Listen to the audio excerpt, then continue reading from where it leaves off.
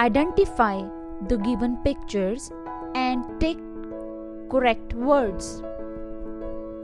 दी गई तस्वीरों को पहचानिए और दुरुस्त अल्फाज के गिर्द निशान लगाइए. Dear kids, प्यारे बच्चों, now we learn to identify the given objects and take correct words. अब हम दी गई चीज़ों को पहचानेंगे और दुरुस्त अल्फाज के गिर्द निशान लगाएंगे. Here we see the picture of a zebra.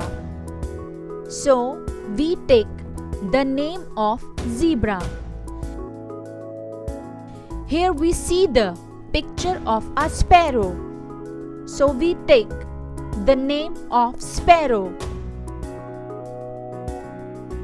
Here we see the picture of a watermelon. So we take the name of watermelon. Here we see the picture of a violin. So we take the name of violin. Here we see the picture of a xylophone. So we take the name of xylophone.